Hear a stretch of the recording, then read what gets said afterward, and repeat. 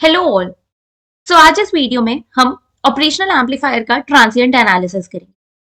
अपने previous video में मैंने दिखाया कि कैसे आप ऑपरेशनल एम्पलीफायर डिजाइन कर सकते हो and then gain versus phase का प्लॉट कैसे कर सकते हैं and then gain bandwidth unity gain frequency को कैसे उसको कैलकुलेट कर सकते हैं और हमने प्रीवियस वीडियो में देखा कि पावर एनालिसिस कैसे कर सकते हैं। इस वीडियो में हम ट्रांजिएंट एनालिसिस करेंगे।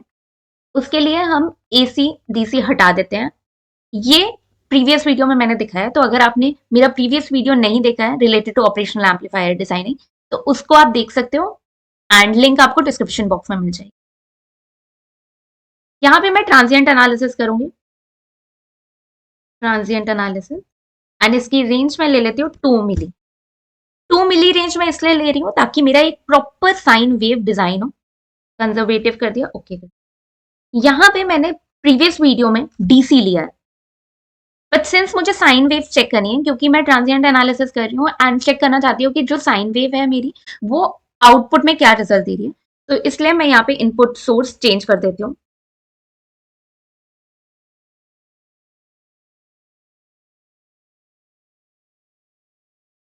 डीसी वोल्टेज मैं एक वेरिएबल ले लेती हूँ, वीसीएम। मैग्नीट्यूड हटा देते हैं, फेज हटा देते हैं। एम्पलीट्यूड यहाँ पे 1 मिली वोल्ट्स का ले लेते हैं एंड फ्रीक्वेंसी 1 किलोहर्ट्ज की ले लेते हैं। ओके क्या? जो नेगेटिव है इनपुट उसको मैं एज अ प्रोब ट्रीट कर लेती हूँ, तो मैं इसको एज अ प्रोब ले लेती हूँ। तो इसको यहाँ पे एनालॉग लाइब्रेरी से आई प्रोब सेलेक्ट किया मैंने एंड ये प्रोब यहाँ पे प्लेस कर दिया, तो इसको नेगेटिव टर्मिनल से कनेक्ट कर दिया यहाँ एंड ये वाला आउटपुट से कनेक्ट कर दिया। अगेन मैं एनालिसिस पे गई 2 मिली। बाकी सारे प्लॉट्स मैं हटा देती हूँ क्योंकि मुझे यहाँ पे अभी ट्रांजिएंट एनालिसिस चाहिए।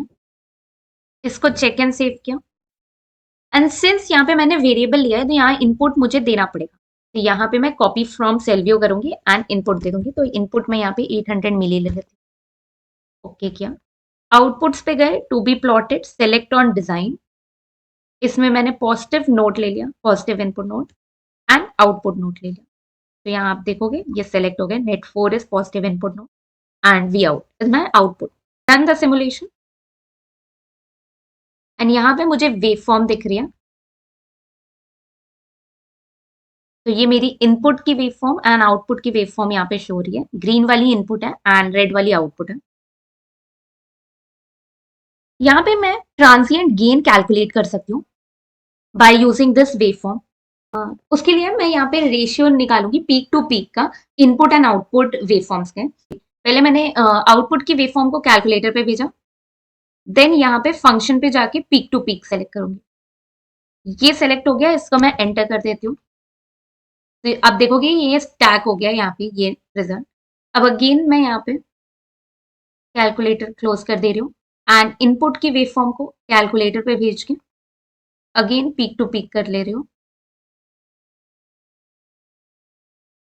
एंड देन डिवाइड कर रही हूँ। तो आप देखोगे यहाँ पे peak to peak V out result transient का and peak divided by peak to peak input. अब इसका मैं dB20 करूंगी, फंक्शन पे जाके dB20 करते हैं। तो आप देखोगे यहाँ पे मेरा ट्रांजिएंट गेन आ गया। तो यहाँ पे आप देखोगे मेरा ट्रांजिएंट गेन आ गया विच इज 4.6 मिली। इसको मैं भेज देती हूँ एडी विंडो पे एंड अब इसको रन करके देखते हैं। तो आप देखोगे यहाँ पे मेरा ट्रांजिएंट गेन आ गया विच इज 4.63 मिली। तो इस तरीके से मैं transient gain and transient analysis plot कर सकती हूँ।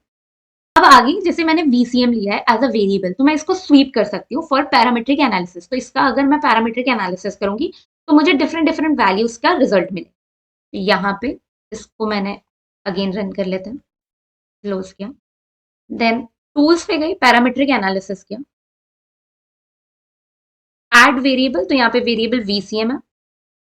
फ्रॉम एंड टू रेंज ले लेते हैं, तो फ्रॉम में 0.8 से 1.6 तक इसको स्वीप करा। Okay. Step mode linear steps ले लेते हैं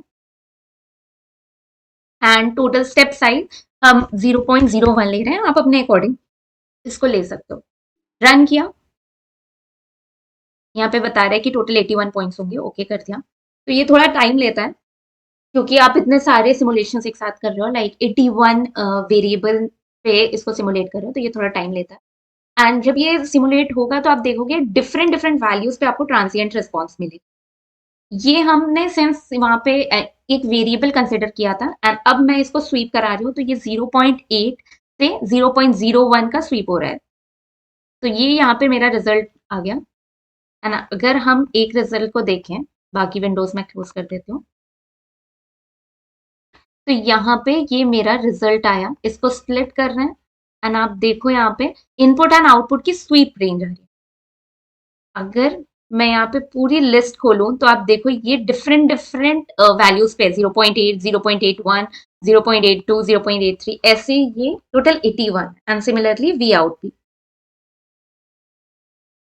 तो यहाँ पे मैंने पैरामीट्रिक एनालिसिस किया अपने ट्रांजिएंट एनालिसिस।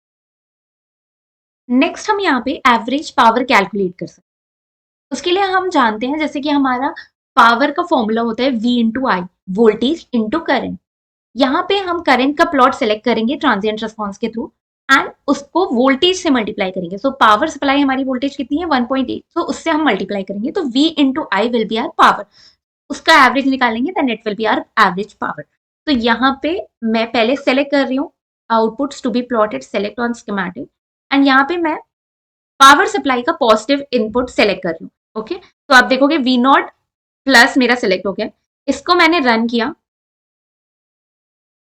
तो आप देखोगे करंट का प्लॉट मुझे मिल रहा है। यहाँ वाई एक्सिस पे देखो करंट लिखा है माइक्रो एम्पियर, तो ये मेरा करंट का प्लॉट है। इसको मैं कैलकुलेटर पे भेज देती हूँ। ये कैलकुलेटर पे आ गया। स्टैक कर देते हैं एंड रिमूव कर देते हैं।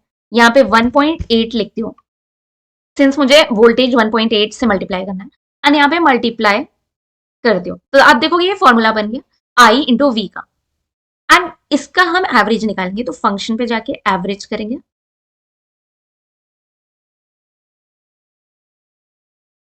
एंड यहां करेंगे तो यहाँ पे मुझे -354.1 माइक्रोवॉट की एवरेज पावर मिल रही है। इसको मैं एडी विंडो पे भेज देती हूँ एंड अगेन रन करते हैं। सिमुलेशन आ गया एंड आप देखोगे यहाँ पे -354.14 माइक्रोवॉट की एवरेज पावर मुझे यहाँ मिल। तो आई होप आपको समझ में आया होगा कि इस वीडियो में मैंने ट्रांजिएंट एनालिसिस किया, जिसमें मैंने ट्रांजिएंट रिस्पॉन्स देखा V input and V output का एंड उसके बाद हमने ट्रांजिएंट गेन देखा, पैरामीट्रिक एनालिसिस किया एंड एट द एंड हमने average power calculate by using V into I. I hope इतना आपको समझ में आया होगा। नेक्स्ट वीडियो में हम बाकी सिमुलेशंस देखेंगे ऑपरेशनल एम्पलीफायर। Thank you.